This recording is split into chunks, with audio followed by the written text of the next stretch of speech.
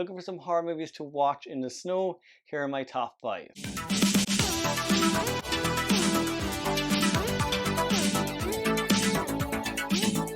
Hey there guys, and welcome back to Dino Reviews. So today we are looking at some of my favourite horror movies to watch during the winter.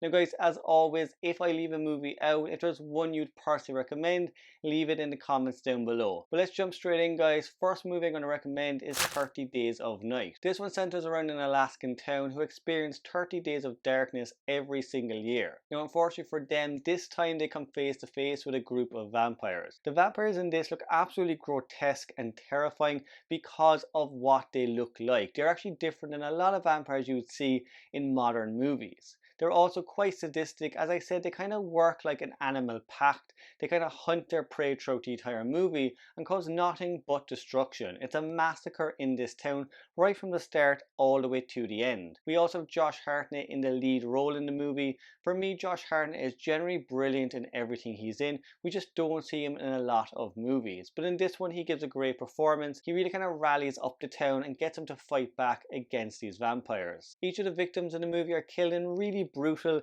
disgusting and disturbing ways, but they look brilliant because of that CGI and the practical effects. Honestly, snow and blood, it does go together really well. That's what makes it a great horror movie. This kind of war that they have towards the end of the movie just ups the ante. It's definitely a horror movie at heart, but you could also say it's a thriller. It's an action movie. It has a bit of everything in there. The pacing of the movie is also quite good. It never really lets up. It starts the movie almost like a roller coaster and you are on that ride right till the end of the movie. You constantly feel that these characters can't breathe, and it's because these vampires don't let up. For 30 full days they are hunting them down and trying to find them. Another one I'd recommend, and this is a classic, it's The Shining.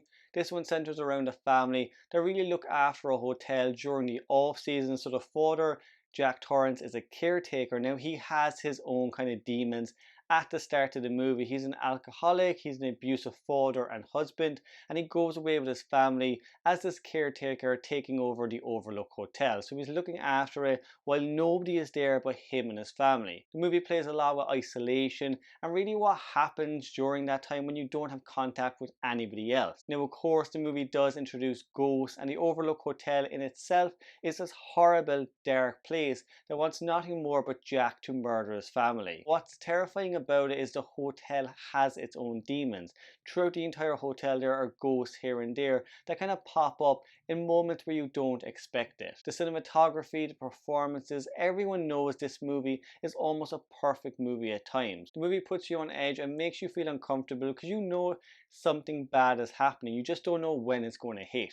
As for the ghosts, they are terrifying in this movie. I watched this movie as a kid and it scared me for many years, but I always do go back to it just because of how well it's directed, and as I said, the performances. Jack Nicholson in particular gives one of his best performances in film. The setting of the movie as well, in the Overlook Hotel, particularly when the snow begins to fall and these characters are really cut off from the rest of the world, it gives it another unnerving feeling. It gives you a feeling that they really have nowhere to go. You don't know how these characters are going to survive this entire ordeal, particularly when Jack begins to lose his mind. Another one I'd recommend is Frozen. Now this isn't a Disney movie, instead this one centers around a group of friends who go away for a weekend of skiing and actually get stuck on a ski lift in the resort. The resort closes and they can have to figure out how the hell they're going to get off the ski lift. But what I like about this movie, it constantly builds on that tension, on that weird, unnerving feeling that it has. You know these characters might freeze to death. Sooner rather than later we're introduced to wolves. The movie, it is quite grotesque at times, so if you're a bit squirmish,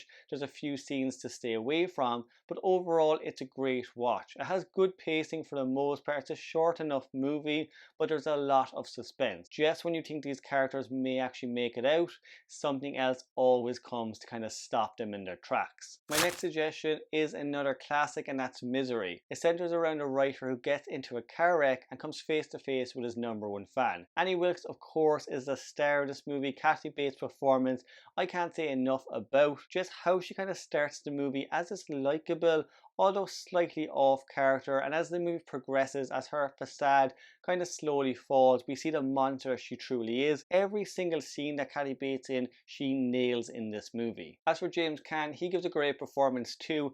Really, he's underlooked in the movie as Paul Sheldon, but he gives a good performance. But what I like with the movie is actually how the movie tends to put you in the character's shoes of Paul Sheldon. You slowly realize that Annie is a little bit off, just as he does.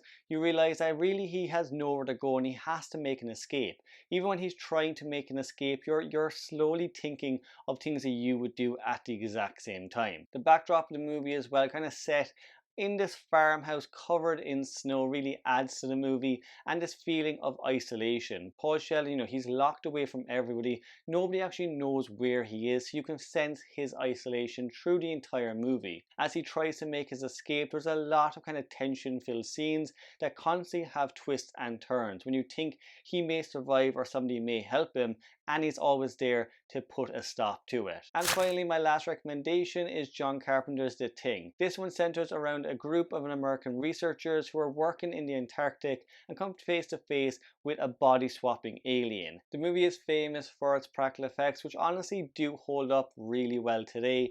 What I like about the movie is just how visceral it looks.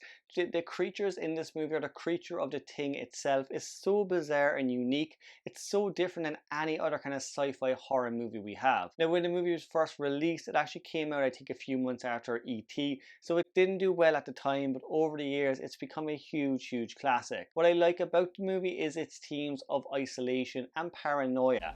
Each of the characters in this movie, the thing itself, it tends to kind of hop between characters. It takes over bodies, so they don't know who is the alien throughout the entire movie. They're constantly paranoid, they're constantly terrified that this alien will kill them and actually get to the world. It will take over the entire world. It's tension filled for sure, but also has this kind of cold nature to it. It's a very depressing movie at times when you really realize these characters are cut off from the rest of civilization, and the only thing they can really do is try to keep this thing there.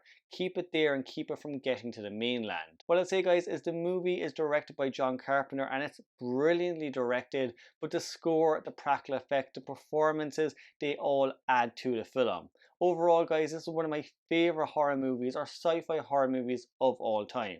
Remember, that's just my own list of my top 5 horror movies to watch over the winter. As I said, guys, at the beginning, if there's a movie I've left out, if there's a movie you would recommend, leave it in the comments down below.